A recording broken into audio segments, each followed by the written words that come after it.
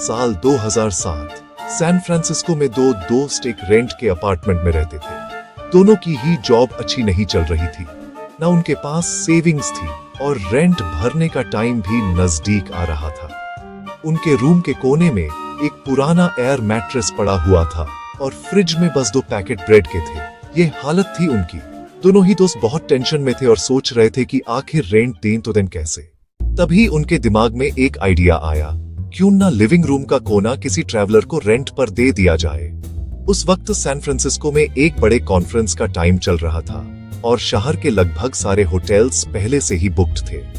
तो दोनों दोस्तों ने साथ मिलकर 3 और एयर मैट्रेस अरेंज किए और अपार्टमेंट के सामने एक बोर्ड लगा दिया। उनको रूम के लिए गेस्ट मिलने में ज्यादा वेट नहीं करना पड़ा, क्योंकि लोग स्टे को लेकर ऑलरेडी धक्के खा रहे थे। सिर्फ 5 दिन में उनके अपार्टमेंट के अंदर 3 गेस्ट ने स्टे किया, जिसमें $80 पर गेस्ट के हिसाब से उन्होंने $240 कमा लिए।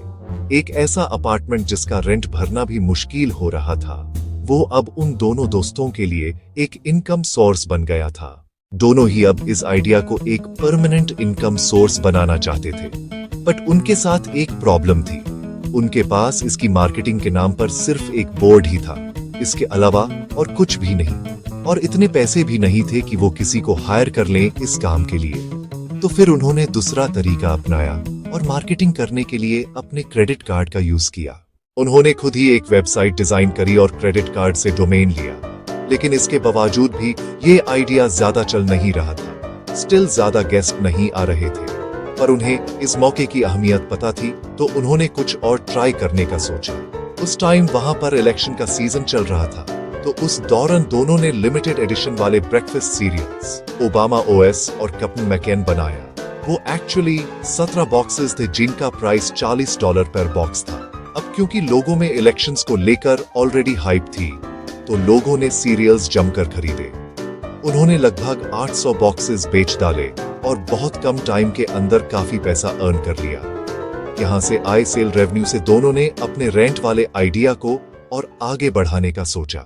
उन्होंने इसको लेकर 20 से ज्यादा इन्वेस्टर्स को पिच किया, लेकिन सभी ने इस आइडिया को रिजेक्ट कर दिया, क्योंकि सबका लगभग एक ही जवाब था, अपने घर में स्ट्रेंजर्स को कौन रखेगा। पर सिर्फ वाई कॉम्बिनेटर के को-फाउंडर ने इस आइडिया को अप्रिशिएट किया और कहा कि जब तुम सीरियल्स बेचकर अपने इस आइडिया को बचा सकते हो, तो तुम कुछ भी कर सकते हो। जिसके बाद उन्होंने उन्हें $2000 की सीड फंडिंग दी। आप ये जानकर हैरान हो जाओगे कि आज वो बिजनेस आइडिया लगभग 220 से भी ज्यादा कंट्रीज में फैल गया है और इसकी करंट वैल्यू आज ऑलमोस्ट $90 बिलियन तक पहुंच गई है। उन दो दोस्तों ने अपनी हर लायबिलिटी को एसेट में बदल दिया। जैसे अपार्टमेंट जो पहले उनके लिए एक लायबिलिटी थी, बट अब इनकम सोर्स बन गया। क्रेडिट कार्ड डेट जो पहले एक बर्डन था, अब बिजनेस का लॉन्च पैड बन गया। ट्रस्ट इश्यू की लोग स्ट्रेंजर्स को घर नहीं देते, उन्होंने उसी को सोल्यूशन बनाया और रिव्यूज, प्रोफाइल वेरिफिकेशन, इंश्योरेंस वगैरह में ट्रांसपेरेंसी रखकर लोगों का दिल जीत लिया। और उन दो दोस्तों का नाम ब्रायन चेस्की और जो गेबिया है और उनके बिजनेस आइडिया का नाम आज एयरबीएनबी है। ठीक है, मैं आपसे कुछ पूछता हूँ, क्या आपका घर या आपकी पर्सनल कार सच में एक एसेट है या ये एक लाइबिलिटी है? मुझे पता है हमारे पेरेंट्स ने हमेशा हमसे कहा, बेटा घर तो एसेट है, लेकिन चलो नंबर्स देखते हैं। देखो, एक ट्रू एसेट आपकी पॉकेट में पैसा डालता है, लेकिन आपका घर वह पैसे मांगता है। Renovation, maintenance, endless bills. आपकी कार के साथ भी ऐसा ही है। पेट्रोल, सर्विस, इंश्योरेंस, ये आपको अमीर नहीं बना रहे हैं, है ना? अब बहुत से लोग होम लोन, कार ईएमआई या बिजनेस लोन जैसे बड़े खर्चों को अनअवॉइडेबल बोझ मानते हैं, लेकिन यहाँ ट्विस्ट है। अगर आप स्मार्ट खेलते हैं तो यही लायबिलिटीज एसेट में बदल सकती है। बैंक्स के बारे में 1 सेकंड के लिए सोचो। हम मानते हैं कि उनके पास जितनी भी कैश है वह उनकी एसेट है, लेकिन उनकी बुक्स में आपकी डिपॉजिट्स जैसे एफडी या सेविंग्स असल में लायबिलिटीज हैं। क्यों? क्योंकि उन्हें यह पैसा वापस करना है। लेकिन यहाँ जीनियस मूव है। बैंक्स इन लायबिलिटीज का इस्तेमाल लोन देने और इंटरेस्ट कमाने के लिए करते हैं। वे अपनी लायबिलिटी को एसेट में बदल देते हैं, और आप अपने पर्सनल फाइनेंस में भी ऐसा ही कर सकते हैं। असली किंग सिर्फ एसेट या लायबिलिटी नहीं है, यह कैश फ्लो है। रिच लोग ऐसे एसेट्स खरीदने पर ध्यान देते हैं जो इनकम जनरेट करते हैं, लेकिन ज्यादातर मिडिल क्लास फैमिलीज जैसे ही इनकम ऊपर जाती है वैसे ही एक्सपेंसेस भी। बड़ा घर, फैंसी कार लगता है एसेट है, लेकिन यह एक लायबिलिटी है जो आपका कैश ड्रेन कर रही है। इसलिए अच्छी सैलरी होने पर भी कई लोग सेव करने के लिए स्ट्रगल करते हैं। यह आपकी डिग्री या जॉब टाइटल के बारे में नहीं है, यह आपके कैश फ्लो को कंट्रोल करने के बारे में है। तो याद रखें, ओनरशिप का मतलब हमेशा एसेट नहीं होता। कभी कभी जो एसेट की तरह चमकता है वह असल में एक बड़ी लायबिलिटी होती है। आगे मैं आपको दिखाऊंगा कि आप अपनी लायबिलिटीज को रियल एसेट्स में कैसे बदल सकते हैं, एक एक स्टेप करके। कभी सोचा है कि आपका घर, कार या फोन भी आपकी अगली इनकम का जरिया बन सकते हैं? चलो बात करते हैं रोजमर्रा की चीजों को पैसे कमाने वाले एसेट में बदलने के बारे में। अगर आपके पास घर है तो उसे सिर्फ छत मत समझो, वो एक्स्ट्रा कमरा या बेसमेंट उसे रेंट पर दे दो।